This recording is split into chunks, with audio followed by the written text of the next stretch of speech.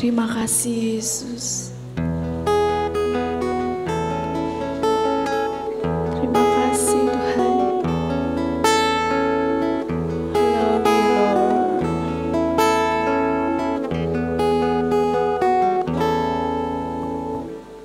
Di saat ku bimbang, saat ku tertekan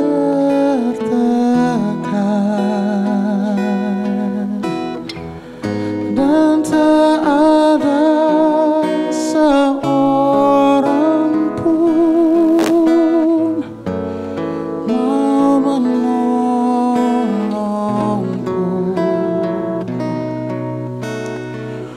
padamu ya Tuhan mataku memandang,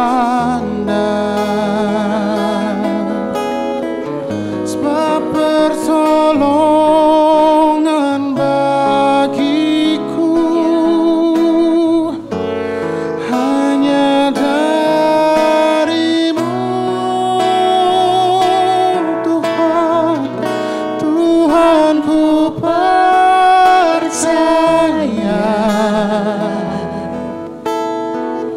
tanganmu menjaga, Ya Tuhan. yang berharap kepadamu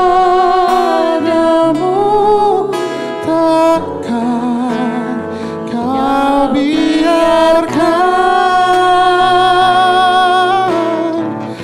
Tuhan ku percaya janjimu setia, tetap ku hidup bagimu sampai selamanya.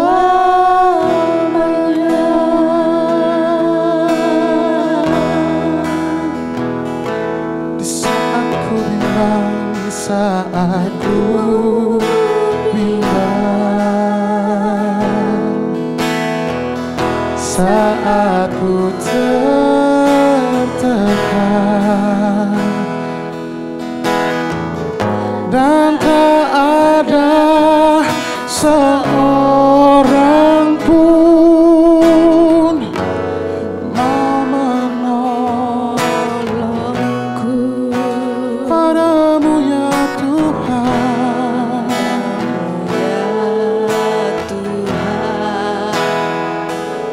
Mataku memandang,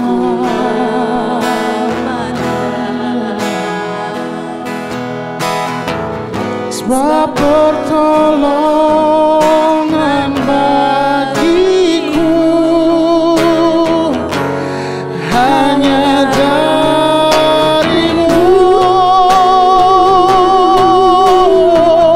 Tuhan ku percaya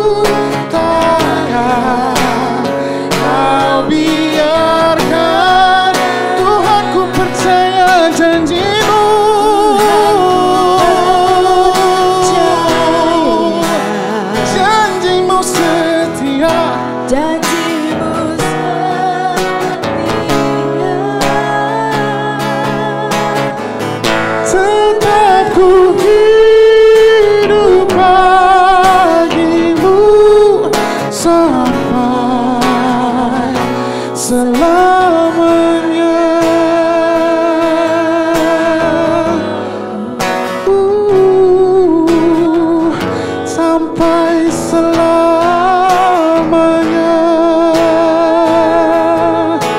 Oh, sampai selamanya.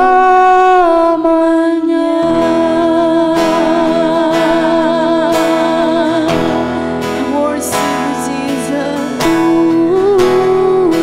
Biar kasih setia Tuhan melingkupi setiap kami di tempat ini, Tuhan.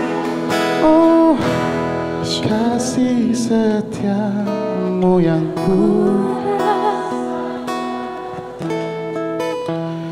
lebih tinggi.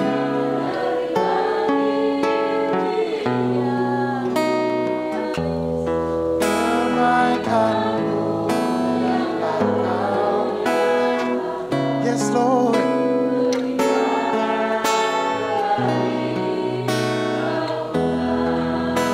Berkat-Mu Tuhan, berkat-Mu yang telah ku terima,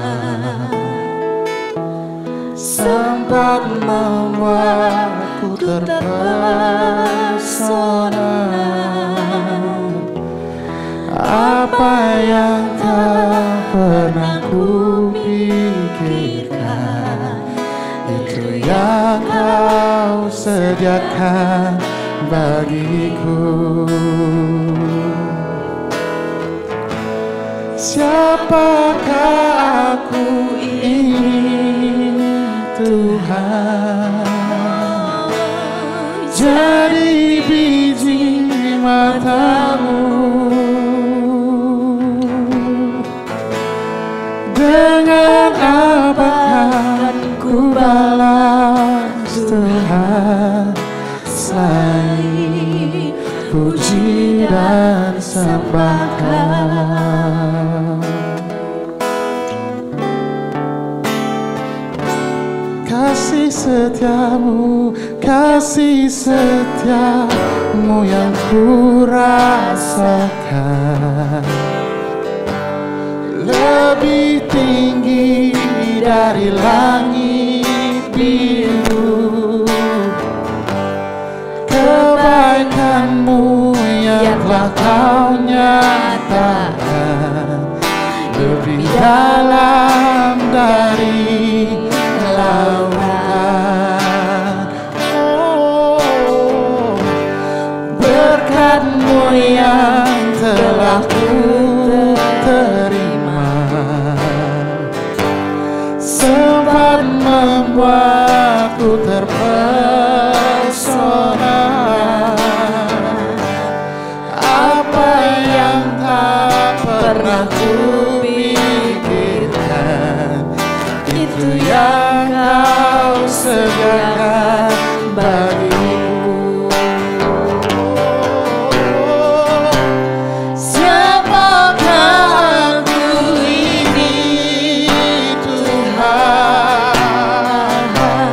Jadi biji mata-Mu. Dengan apa kan ku balas Tuhan, selain puji dan sembah Kau. Siapakah aku? Siapakah aku ini, Tuhan? Oh, jadi biji mata-Mu. Jangan apakah ku balas Tuhan, selain puji dan sembah Kau. Siapakah aku? Siapakah aku ini, Tuhan? Jadi biji mata-Mu. Dengan apakah ku balas Tuhan, selain puji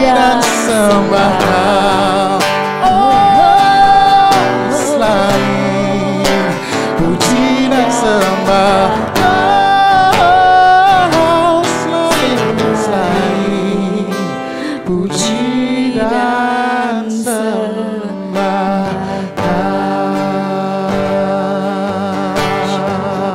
Rabaya rabaya rabaya rabaya rabaya rabaya. Ajar kami selalu setia kepadamu. Ajar kami setia seperti-Mu Tuhan. Ajar kami setia kepadamu. Ajar kami setia.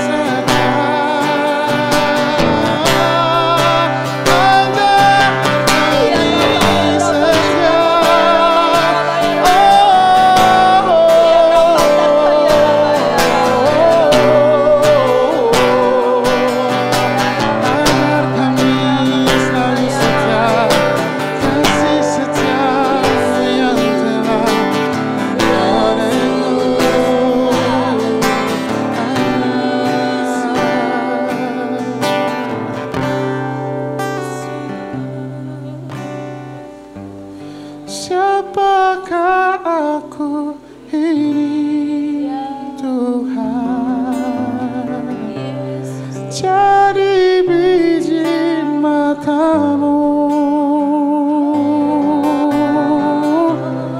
Dengan apakah ku balas Tuhan, selain puji dan sembah Kau. Siapakah aku, siapakah aku ini Tuhan, jadi biji mata-Mu. Dengan apakah ku balas Tuhan, selain puji dan sembah Kau, selain puji dan sembah Kau, selain puji dan sembah Kau.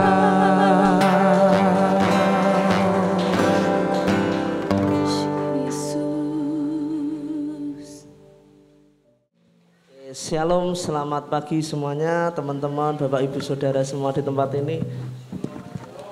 Luar biasa, saya senang sekali nih ketemu teman-teman, apalagi teman-teman dari timur ini luar biasa, banyak sekali nih teman-teman Pak Abe nih, luar biasa. Oke, pagi hari ini saya mau share apa itu worship atau penyembahan itu. Kita sering bertanya, apa itu worship? Dan mengapa kita menyembah dan bagaimana cara kita menyembah dan apa dampak dari penyembahan itu sendiri. Mungkin kita banyak pertanyaan tentang itu. Apa sih gunanya kita menyembah Tuhan? Apa sih manfaat kita dari menyembah Tuhan? Sangat banyak sebenarnya untuk manfaat kita menyembah Tuhan. Worship itu tidak hanya sekedar lagu-lagu yang dinyanyikan atau liturgi dalam sebuah ibadah yang dinyanyikan. Tapi worship itu merupakan sebuah pertemuan Tuhan dengan kita. Pertemuan kita dengan keilahian Tuhan. Jadi worship itu tidak hanya sekedar lagu yang kita nyanyikan, tapi lebih daripada itu adalah pribadi kita bertemu dengan Tuhan. Itu worship. Saya berdoa sih buat teman-teman di sini supaya kita benar-benar merasakan worship. Dan worship itu dihidupi oleh kita semua di tempat ini. Oke, saya akan mulai pembahasan kita hari ini. Sebenarnya kata penyembahan itu pertama kali dipakai dalam bahasa Yunani yang artinya yaitu adalah proskuneo. Proskuneo itu berasal dari dua konsonan kata. Yang pertama yaitu artinya adalah pros yang artinya dekat. Dan yang kedua yaitu kuon yang artinya anjing. Sangat dalam sih makna dari penyembahan itu sendiri.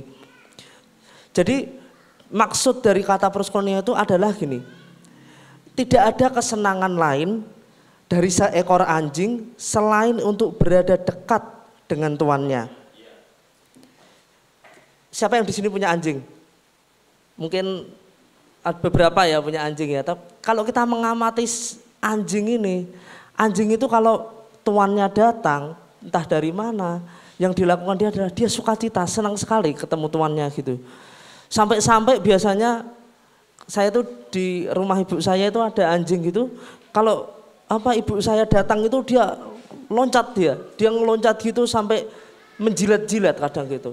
Begitu senang tuannya datang. Begitulah juga penyembahan itu. Seharusnya kita itu bukan kita anjing ya, saya tidak mengatakan gitu.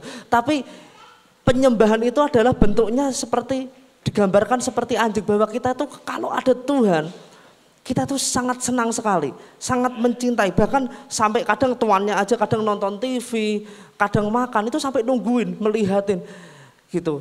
Saking begitu cintanya, begitu pingin dekatnya kepada tuannya. Itu kata yang digunakan penyembahan, proskuneo. Ada sebuah kerinduan yang mendalam untuk selalu bersama Tuhan dari kata proskuneo itu. Tapi mari kita belajar, ada 6 hal yang saya akan sampaikan buat teman-teman Bapak Ibu di sini tentang bagaimana sikap menyembah Tuhan, bagaimana sikap proskuneo itu untuk Tuhan. Gitu. Yang pertama yaitu segenap hati. Mari kita baca di Markus 12 ayat 28 sampai 33. Markus 12 ayat 28 sampai 33. Saya akan bacakan buat Bapak Ibu teman-teman semua ya. Lalu seorang ahli Taurat yang mendengar Yesus dan orang Saduki bersoal jawab dan tahu bahwa Yesus memberi jawab yang tepat kepada orang-orang itu, datang kepadanya dan bertanya, hukum manakah yang paling utama? Jawab Yesus, hukum yang terutama ialah, dengarlah hai orang Israel, Tuhan Allah kita, Tuhan itu Esa. Kasihilah Tuhan Allahmu dengan segenap hatimu dan dengan segenap jiwamu dan dengan segenap akal budimu dan dengan segenap kekuatanmu. Dan hukum yang kedua ialah, kasihilah sesamamu manusia seperti dirimu sendiri. Tidak ada hukum lain yang lebih utama daripada kedua hukum ini. Lalu kata ahli Taurat itu kepada Yesus, tepat sekali guru, benar katamu itu bahwa dia Esa dan bahwa tidak ada yang lain kecuali dia.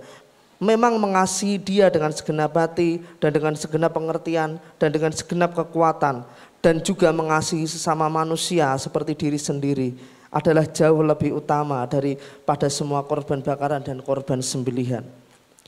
Tuhan mau hidup kita itu seutuhnya. Tuhan gak mau hidup kita itu cuma setengah-setengah. Mau dengan segenap hati, segenap jiwa, segenap akal budi, semuanya. Tuhan itu mau utuh, gak mau cuma 50%, gak mau cuma 70%, tapi semuanya. Gitu. Paulus mengerti akan hal ini, bahwa penyembahan harus dilakukan dengan segenap hati. Kalau kita baca di Roma 12 ayat 1, berkata seperti ini, Roma 12 ayat 1. Karena itu saudara-saudara, demi kemurahan Allah aku menasihatkan kamu supaya kamu mempersembahkan tubuhmu sebagai persembahan yang hidup, yang kudus dan yang berkenan kepada Allah. Itu adalah ibadahmu yang sejati. Jadi Tuhan itu mau penyembahan kita itu segenap hati. Tuhan mau hidup kita ini tidak mau setengah-setengah. Jadi bukti untuk kita menyembah Tuhan dengan segenap hati sebenarnya ada di pasal, saya tertuju nih di pasal yang pasal 12 ayat yang ke-31. Dan hukum yang kedua ialah kasihilah sesamamu manusia seperti dirimu sendiri. Jadi bukti bahwa kita mencintai Tuhan itu adalah kita juga mencintai sesama kita. Mungkin di tengah pandemi ini banyak hal yang sebenarnya kita bisa lakukan. Saya terberkati sih sama Kak Dimas dan teman-teman itu, tiap Jumat dia bagi makanan buat orang lain. Saya tahu hati dia begitu menyembah. Menyembah itu tidak hanya sekedar kita menyanyikan lagu, segenap hati itu bisa dibuktikan dengan kita apa yang kita berikan untuk orang lain, apa yang kita lakukan untuk orang lain. Itu bukti bahwa kita itu mencintai Tuhan segenap hati. Pastor Sidney Muhyiddin juga mengatakan gini, penyembahan tidak sekedar kita mengangkat tangan, tetapi juga harus menurunkan tangan. Arti menurunkan tangan adalah menolong sesama kita. Gitu. Itu adalah bukti daripada kita menyembah Tuhan dengan segenap hati. Mungkin tidak harus materi yang kita berikan, tapi potensi kita, talenta kita, mungkin bisa jadi tenaga kita untuk pelayanan di tempat ini, atau mungkin untuk pelayanan untuk di luar. Bagaimana kalian melihat orang lain yang perlu ditolong, kalian tolong. Apapun yang bisa Anda lakukan, lakukan untuk itu. Itulah penyembahan. Yang pertama, segenap hati. Kalau di perjanjian lama, Abraham, sebenarnya kata penyembahan itu pertama kali itu muncul waktu Abraham itu memberikan anaknya Ishak. Mungkin teman-teman tahu ceritanya di sini. Ishak itu anak yang ditunggu-tunggu oleh Abraham, anak perjanjian. Begitu lama Abraham menunggu anak ini, tapi waktu anak ini di masa tua Abraham, anak ini lahir dan Tuhan minta anak itu. Waktu Tuhan minta anak itu, yang dilakukan Abraham yaitu adalah dia naik ke gunung, ke bukit, dia mempersembahkan anaknya. Gitu. Jadi kata penyembahan itu yang pertama kali itu justru muncul loh di kehidupan Abraham itu. Mempersembahkan itu adalah mempersembahkan. Jadi mempersembahkan yang dimaksud Abraham ini gini. Abraham itu kan punya harta, punya ternaknya. Di Alkitab dituliskan banyak kan. Mungkin hal yang utama dalam hidup kita itu bukan harta, bisa jadi anak. Mungkin teman-teman di sini ada sesuatu hal yang menjadi sesuatu banget nih dalam hidupku. Tapi kadang sesuatu itu kita gunakan untuk kepentingan kita pribadi, tapi sesuatu itu kita gunakan untuk kesenangan pribadi. Lebih dari itu, Tuhan itu pingin apa yang kita punya untuk kemuliaan nama Tuhan. Seperti Abraham, dia menyerahkan. Begitu, bayanginlah, udah 90 tahun Alkitab catat itu. Anaknya lahir, begitu anaknya besar kok Tuhan minta. Ini kan sebenarnya berat, tapi Tuhan itu mau hati. Makanya di Alkitab juga bilang begini, di mana hartamu berada, di situ hatimu. Gitu. Bisa dicek sih sebenarnya, di mana hartamu. Hartamu itu mungkin bukan uang, mungkin bisa jadi potensimu, mungkin bisa jadi talentamu, mungkin bisa jadi kesenanganmu saat ini, mungkin bisa jadi pacarmu hari ini. Gitu. Tapi di mana? Kita mau taruh itu di mana? Gitu. Itu di PL. Di PB juga ada ceritanya. Seorang janda yang memberikan 2 sikal perak. Yesus memakai hal ini ditulis di Alkitab itu. Seorang janda memberikan 2 sikal perak. Itu merupakan pemberian yang menurutnya itu mungkin semua yang dia punya gitu. Tapi Tuhan enggak mencatat di Alkitab bahwa yang dikasih adalah orang kaya memberikan sedikit apa yang dia punya, enggak, tapi lebih kepada apa yang dia punya sekarang, seutuhnya, semuanya. Seorang janda seperti itu. Ibarat seperti ini, kalau Tuhan aja yang sempurna, rela mati buat kita di kayu salib, gitu, kita yang ditebus dosanya, kalau kita mencintai Tuhan dengan biasa-biasa, sebenarnya ada pertanyaan yang salah dalam hidup kita. Gitu. Tuhan sudah begitu mencintai kita dengan mengorbanannya. Bahkan Bapa di surga itu mengorbankan anaknya yang tunggal buat kita. Tapi kalau kita ini hidup biasa-biasa untuk Tuhan, ada yang salah dalam hidup kita. Gitu. Karena Tuhan sudah melakukannya lebih dulu untuk kita. Tuhan mau sepenuhnya hidup kita, potensi kita, harta kita, mungkin kedudukan kita untuk Tuhan. Itu yang pertama. Yang kedua, yaitu hormat. Sikap hormat. Penyembahan itu harus memiliki sikap hormat. Saya terberkati sih dengan kisah Daud ini. Bagaimana Daud bisa menghormati Tuhan, menghormati tentang kehadiran Tuhan dalam hidupnya. Kalau kita baca di 1 Samuel 4, nanti teman-teman bisa baca di rumah aja. 1 Samuel 4, 1 Samuel 5, 1 Samuel 6, dan 2 Samuel 6. Ada cerita bagus seperti ini. Di 1 Samuel 4, tabut perjanjian itu direbut oleh bangsa Filistin waktu itu. Jadi tabut perjanjian itu melambangkan bahwa akan kehadiran Tuhan di situ. Nah, di 1 Samuel 4 ini diceritakan bahwa bangsa Israel itu dipukul kalah oleh bangsa Filistin. Dan tabut perjanjian itu dibawa pulang oleh bangsa Filistin.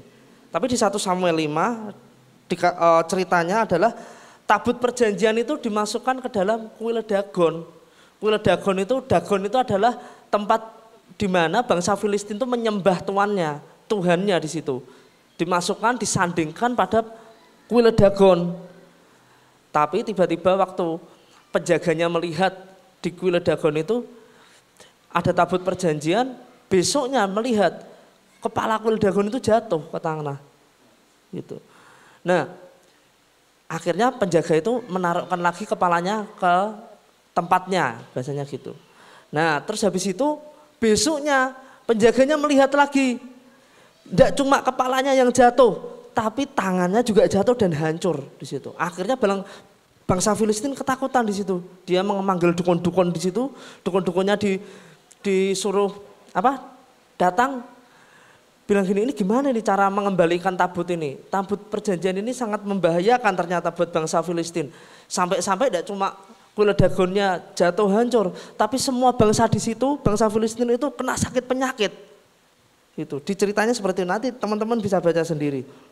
Nah, akhirnya bangsa Filistin ini mencoba mengembalikan tabut perjanjian itu. Dia dikasih emas, dikasih apa, sampai dukunnya itu bilang gini, ini kalau nanti belok ke sebelah, kalau tidak salah kiri atau kanan, kiri, berarti itu Tuhan Allah mereka itu menuntun tabut perjanjian itu pulang ke negeri, ke bangsa Israel gitu. Tapi benar, tabut itu tiba-tiba ditaruh di kereta, begitu dikasih emas, pulang sendiri tabutnya.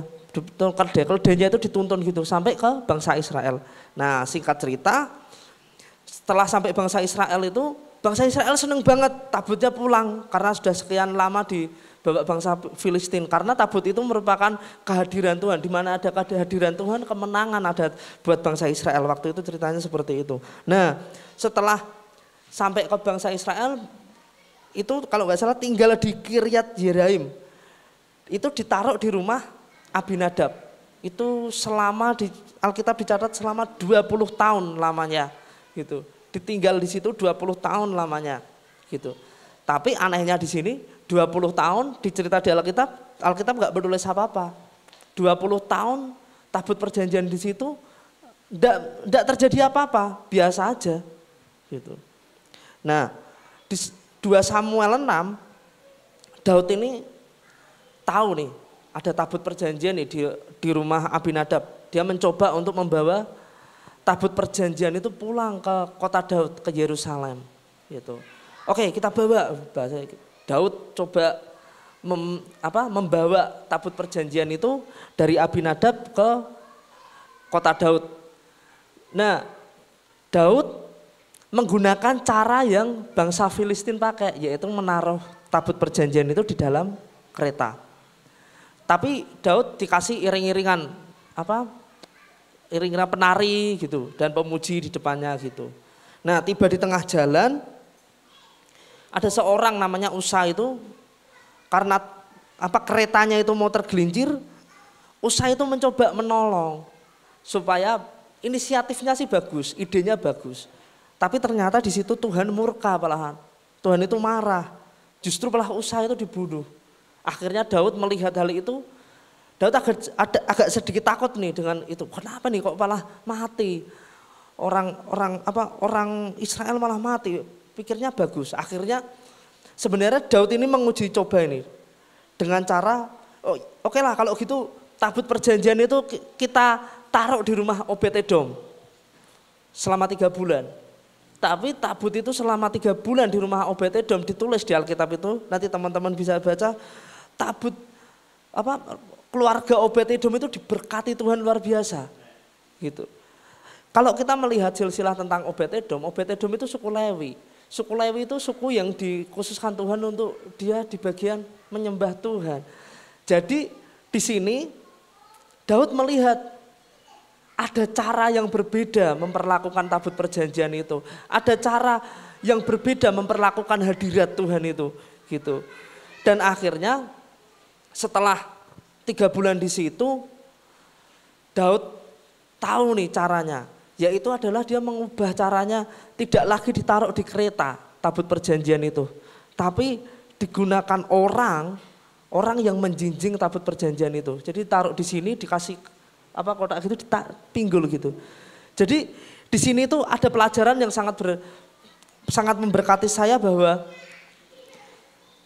bagaimana kita menghormati, menaruh hadirat Tuhan, menaruh penyembahan kita di atas daripada semua pergumulan hidup kita gitu. Cara kita menghormati Tuhan itu menentukan berkat-berkat Tuhan dalam hidup kita. Contoh seperti Obed-Edom, dia bisa menghormati hadirat Tuhan, cukup 3 bulan aja hidupnya diberkati. Sampai ditulis di Alkitab itu 7 keturunannya diberkati. Tapi kenapa di bangsa Filistin malah justru sakit penyakit yang ada. Tapi kenapa di rumah Abinadab tidak terjadi apa-apa? Karena dia bisa menghormati akan hadirat Tuhan. Di dalam setiap kondisi kita, apakah kita tetap menaruh hadirat Tuhan di atas segala-galanya? Itu pertanyaan buat teman-teman dalam hati. Oke, yang ketiga yaitu taat. 1 Samuel 15 ayat 22. 1 Samuel 15 ayat 22, saya akan bacakan buat teman-teman, Bapak Ibu semua. Tetapi jawab Samuel, apakah Tuhan ini berkenan kepada korban bakaran dan korban sembelihan sama seperti kepada mendengarkan suara Tuhan? Sesungguhnya mendengarkan lebih baik daripada korban sembelihan, memperhatikan lebih baik daripada lemak domba-domba jantan. Jadi di sini itu penafsiran saya itu adalah Saul itu datang dengan idenya sendiri. Dia berpikir gini, saya memberikan korban itu jauh lebih baik daripada aku mendengarkan suara Tuhan. Jadi kalau Pak Jose Carol cerita seperti ini, pengorbanan tidak dapat menggantikan ketaatan, tetapi penyembahan yang sepenuh hati dalam ketaatan pasti mengandung pengorbanan. Jadi waktu Saul menggunakan idenya, Tuhan itu gak suka. Tuhan itu lebih suka ketaatan. Ketaatan itu lebih daripada pengorbanan kita. Ada sebuah contoh, seorang hamba Tuhan, saya ingat kisah ini, saya terberkati banget dengan kesaksiannya dia. Hamba Tuhan ini tuh dia punya rumah, waktu itu rumahnya masih kontrak gitu. Masih kontrak, tapi tinggal kalau nggak salah tinggal 2 hari kontraknya itu. Dan dia punya uangnya itu untuk membayar kontrak, ngelanjutin kontraknya aja nggak cukup gitu. Nah tiba-tiba jemaatnya itu datang ke hamba Tuhan ini.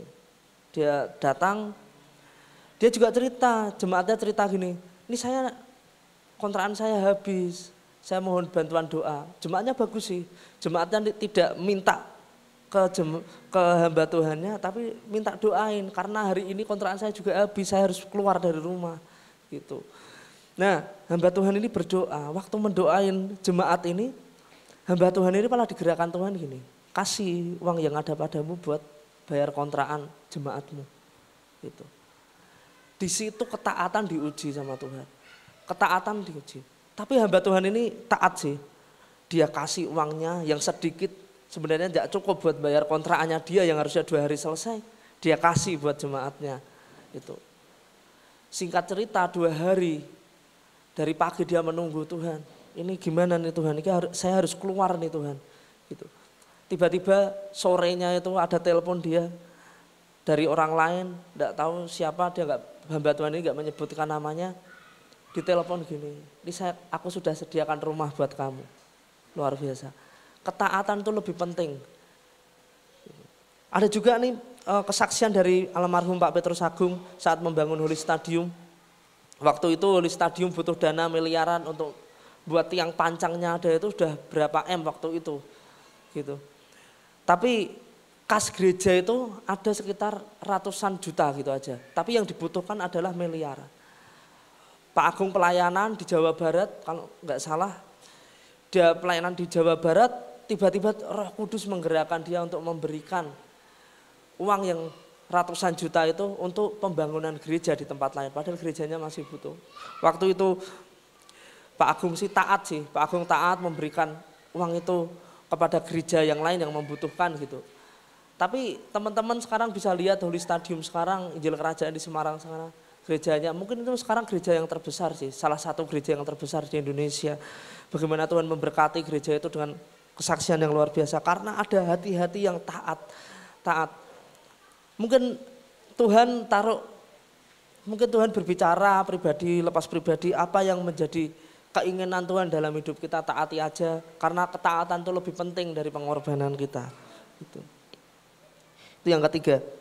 Yang keempat, yaitu adalah sikap kita adalah menjalin hubungan dengan Tuhan.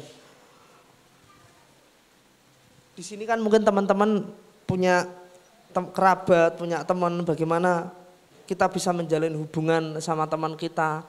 Tuhan itu bukan Tuhan yang kaku, Tuhan itu bukan Tuhan yang sebagai aku raja dan kamu bawahan. Kan dirinya sebagai raja yang punya semuanya. Tapi satu sisi juga Tuhan bisa menempatkan dirinya sebagai bapak. Tapi juga satu sisi Tuhan juga bisa menempatkan dirinya sebagai sahabat. Gitu. Di Keluaran 33 ayat 13, Musa berbicara seperti ini.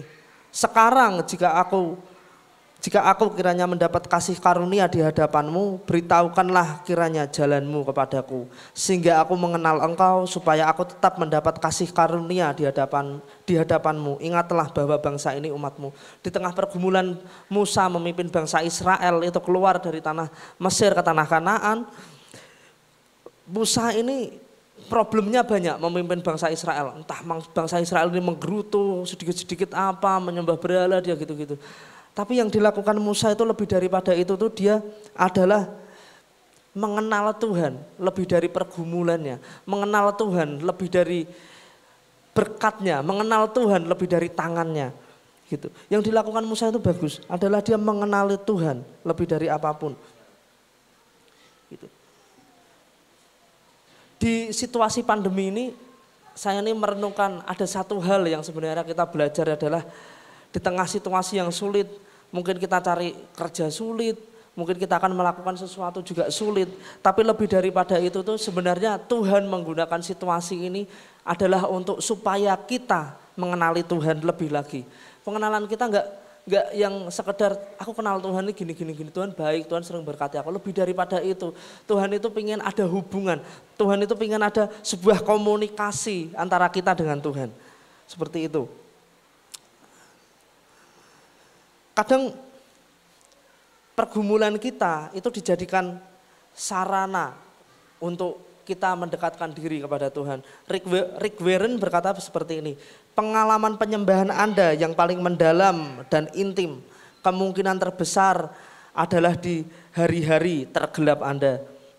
Ketika hati Anda hancur, Anda merasa ditinggalkan, ketika Anda tidak memiliki pilihan, ketika rasa sakitnya besar dan Anda datang kepada Tuhan. Kadang sebuah masalah ini dijadikan Tuhan supaya kita lebih mengenal Tuhan. Ada kesaksian seorang hamba Tuhan, dia waktu itu dia jauh memang sama orang tuanya, hubungan gak begitu baik, tapi di akhir-akhir orang tuanya dipanggil Tuhan, dia tuh dekat banget sama orang tuanya. Tapi di waktu itu malah justru Tuhan mengambil orang tuanya.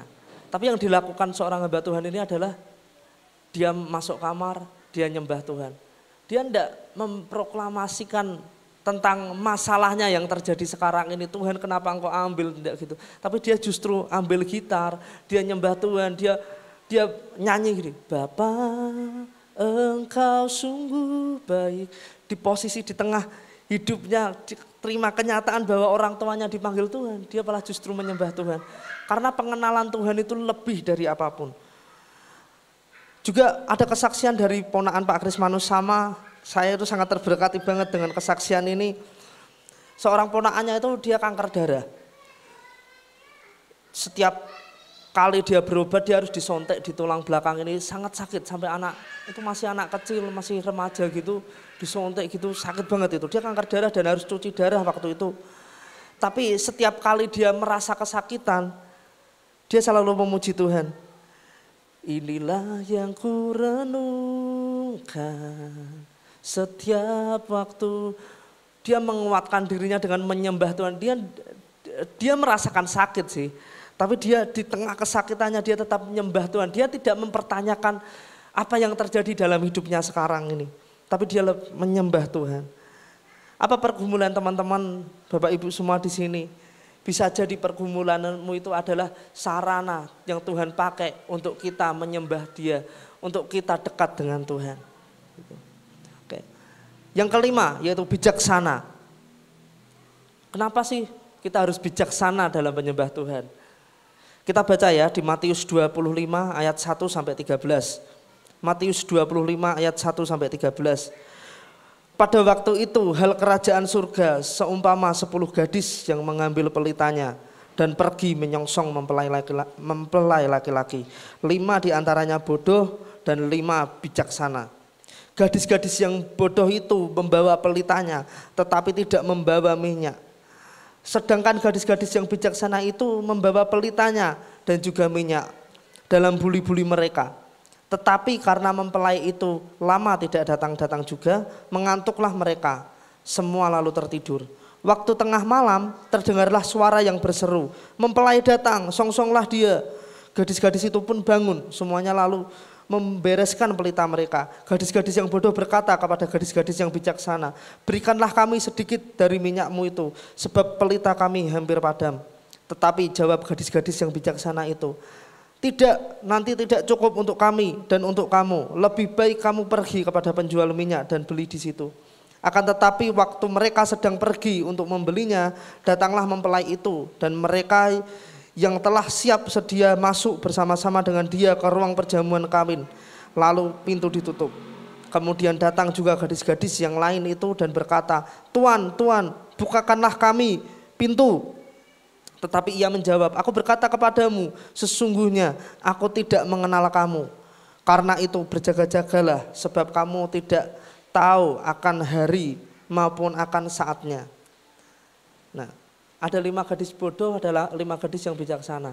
Minyak itu berbicara tentang urapan Tuhan. Minyak juga bisa berbicara tentang hadirat Tuhan. Di mana ada penyembahan, di situ ada hadirat Tuhan.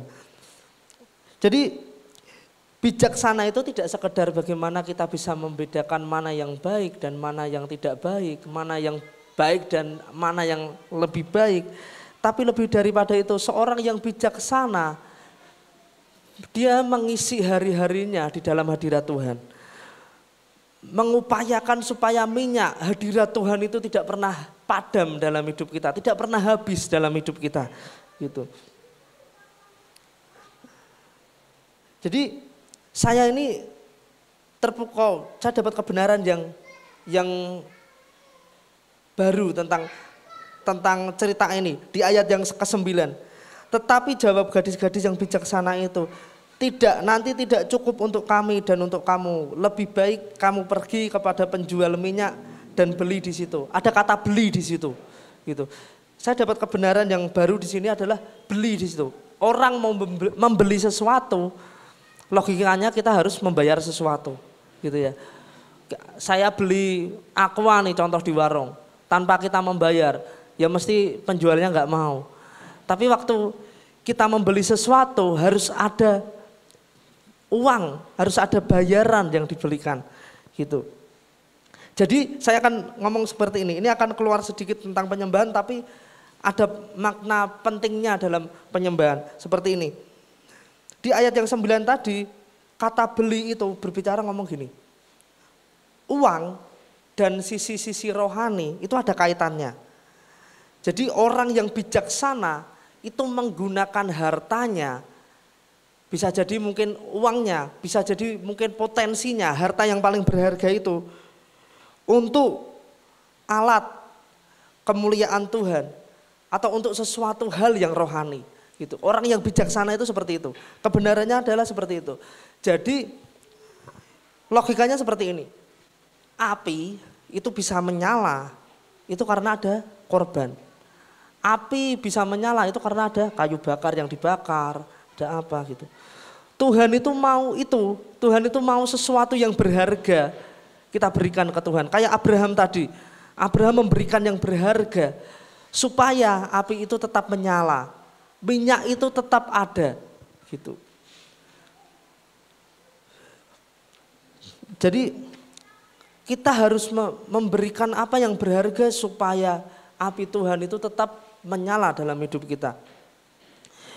Ada sebuah kesaksian lagi nih, gerejanya Yonggi Cho. Waktu itu di tahun 60-an ini gereja ini termasuk gereja yang terbesar. Jumlah jiwanya hampir 1 juta jiwa. Jadi Yonggi Cho ini bergumul waktu itu, bergumul untuk pembangunan gereja, untuk membuat gereja karena jemaatnya begitu banyak.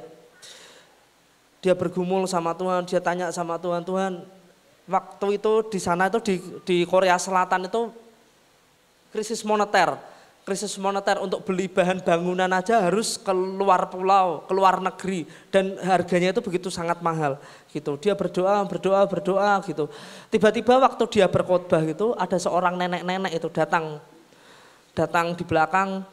Dia habis berkhotbah, dia tanya sama Pak Yonggi Cho, Pak, izinkan saya Pak, 1 menit saya bicara untuk umatmu, gitu. Terus Yonggi Cho ditaruh Roh Kudus, ini nenek mau ngapain ini, gitu. Tapi ada dorongan Roh Kudus, Yonggi Cho udah kasih, gitu. Oke, akhirnya nenek itu dipersilahkan untuk berbicara di jemaatnya waktu itu. Tiba-tiba nenek ini ngomong gini, nenek ini, saya ini nenek tinggal di bawah jembatan, saya ini rumah saya rumah kardus, harta yang paling berharga yang saya punya itu adalah sumpit dan mangkok waktu itu. Tapi saya mau berikan mangkok dan sumpit ini untuk pembangunan gereja. Gitu. Sejak nenek itu dipakai Tuhan untuk menabur, semua jemaat di situ menabur. Akhirnya gereja ini bisa terbangun dengan kapasitas yang sangat besar, 1 juta jiwa di situ. Dan kalau teman-teman lihat di YouTube aja ada gerejanya Yonggi Cho itu, kalau di hallnya itu dibuat monumen. Monumennya adalah mangkok dan sumpit. Itu ceritanya seperti itu. Karena ada hati yang mau harta yang berharga yang mau diberikan untuk sebuah pelayanan, untuk sebuah untuk jiwa-jiwa gitu. Jadi harus ada sesuatu yang kita berikan untuk Tuhan. Makanya di Alkitab juga berkata, di mana hartamu, di situ hatimu, gitu. Itu berbicara tentang penyembahan. Yang keenam yang saya mau bagikan adalah memproklamasikan kebesaran Tuhan. Mazmur 96 ayat 1 sampai 3, nyanyikanlah nyanyian baru bagi Tuhan, menyanyilah bagi Tuhan. Hai segenap bumi, menyanyilah bagi Tuhan, pujilah namanya, kabarkanlah keselamatan yang daripadanya. Dari hari ke hari, ceritakanlah kemuliaannya di antara bangsa-bangsa dan perbuatan-perbuatannya yang ajaib di antara segala suku bangsa. Daud menulis syair ini sangat memberkati saya. Jadi di tengah pergumulan Daud, di tengah kehidupan Daud harus berperang, dia selalu menyanyikan nyanyian baru bagi Tuhan, menyanyi bagi Tuhan. Mungkin kita hari-hari ini mengalami padang gurun, entah masalah kesehatan, mungkin masalah apapun dalam hidup kita, padang gurun apapun dalam hidup kita, yang mungkin kita nggak tahu harus kemana. Tapi jangan kita hilang pengharapan kepada Tuhan. Selalu nyanyikan nyanyian kebesaran untuk Tuhan, gitu. Saya terberkati dengan kisah Yosafat di 2 Tawarikh 20 ayat 1 sampai 26. Jadi ceritanya seperti ini, Yosafat ini diserang oleh Bani Moab dan Bani Amon waktu itu. Bani Moab dan Bani Amon itu pasukannya sangat banyak sekali, dan Yosafat itu sama bangsa Israel, Yehuda waktu itu pasukannya sedikit gitu. Yosafat itu mengalami ketakutan yang luar biasa. Tapi ada sikap yang sangat bagus yang dilakukan Yosafat, yaitu adalah Yosafat itu datang ke Tuhan. Waktu datang ke Tuhan, Tuhan mengasih instruksi gini. Waktu berperang yang dilakukan adalah menyembah Tuhan dan pakai pakaian kudus, memakai pakaian kudus gitu. Apa hubungannya pujian penyembahan sama berperang? Tidak masuk logikanya. Tapi kita baca aja ya di ayat yang ke-12 sampai ke-24. 2 Tawarik 20 ayat 12 sampai 24. Kita baca buat teman-teman.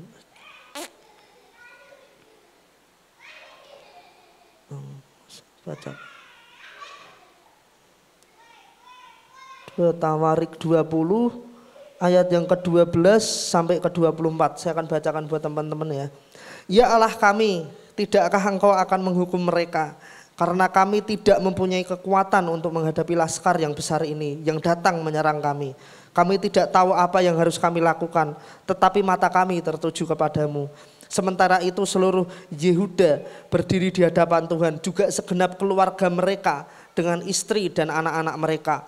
Lalu Yahasiel bin Zakaria bin Benaya bin Matanya, seorang Lewi dari Bani Asaf, dihinggapi roh Tuhan di tengah-tengah jemaat dan berseru, camkanlah hai seluruh Yehuda dan penduduk Yerusalem dan tuanku Raja Yosafat, beginilah firman Tuhan kepadamu, janganlah kamu takut dan terkejut karena laskar yang besar ini, sebab bukan kamu yang akan berperang melainkan Allah. Besok haruslah kamu turun menyerang mereka, mereka akan mendaki pendakian Sis, dan kamu akan mendapati mereka di ujung lembah, di muka padang gurun Yeruel. Dalam peperangan ini tidak usah kamu bertempur, hai Yehuda dan Yerusalem. Tinggallah berdiri di tempatmu dan lihatlah bagaimana Tuhan memberikan kemenangan kepadamu. Janganlah kamu takut dan terkejut. Majulah besok menghadapi mereka. Tuhan akan menyertai kamu. Lalu berlututlah Yosafat dengan mukanya ke tanah.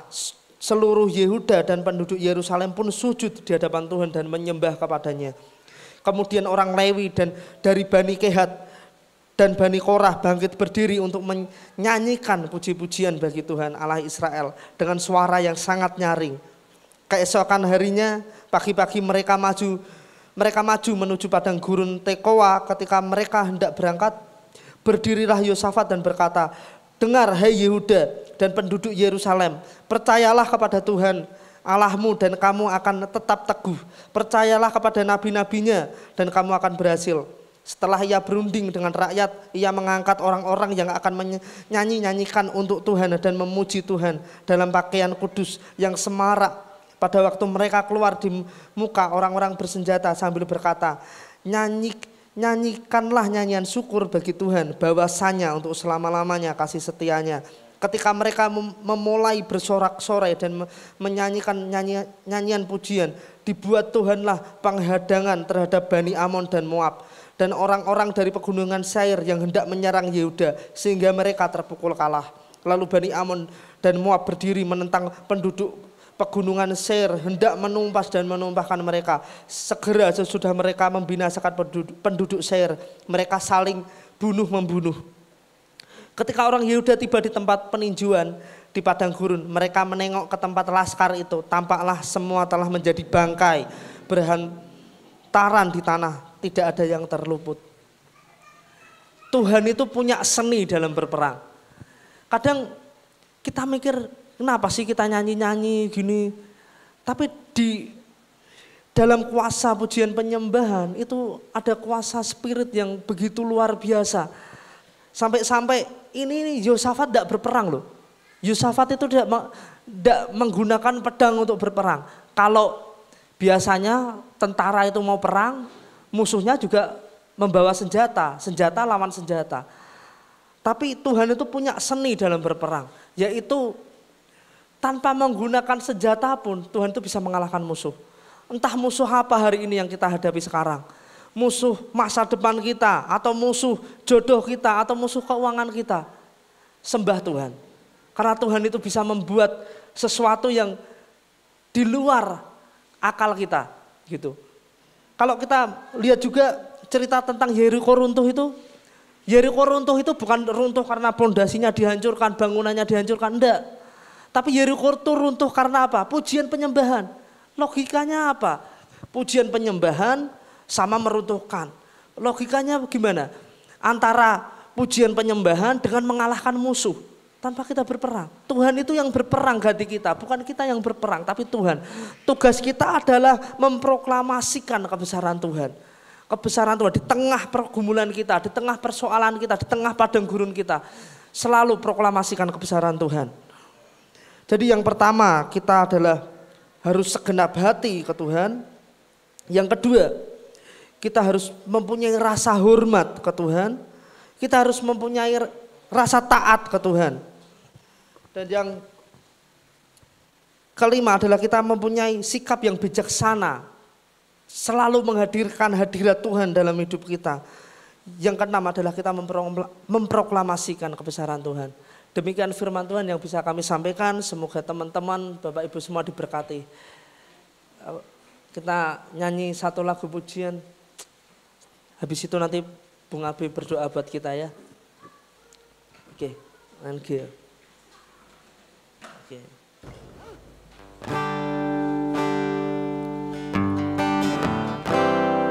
Kami mengajak teman-teman semua bangkit berdiri, kita sembah Tuhan, kita proklamasikan akan kebesaran Tuhan di tengah pergumulan hidup teman-teman ya. Inilah yang ku renungkan setiap waktu,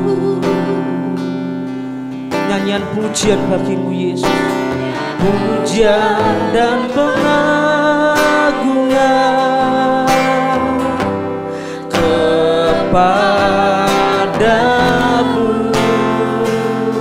Biar hidup kami menjadi sesuatu yang manis untuk Engkau Tuhan. Engkau dengar Fiara masyikin araba Yesus, manis Kau dengar Tuhan, dan hatiku bersuka karena-Mu.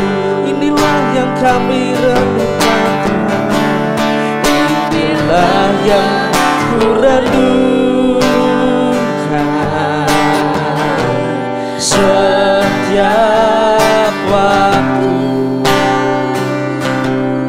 Hanya pujian dan pengagungan, pujian dan pengagungan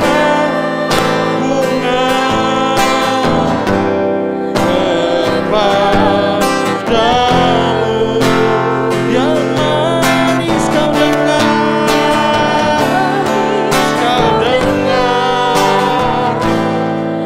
Tuhan, manis Kau dengar, Tuhan, dan hatiku bersuka karena-Mu. Saya mau berdoa buat semua Tuhan sekalian. Mungkin di antara kita semua ada yang merasa aku tidak bisa, seperti Yosafat tadi, takut menghadapi masa depan, takut karena ada sesuatu yang benar-benar kita tidak bisa mengatasinya. Hari-hari ini engkau sedang merenungkan bagaimana, caranya bagaimana. Hari ini semua berkata datang pada Tuhan.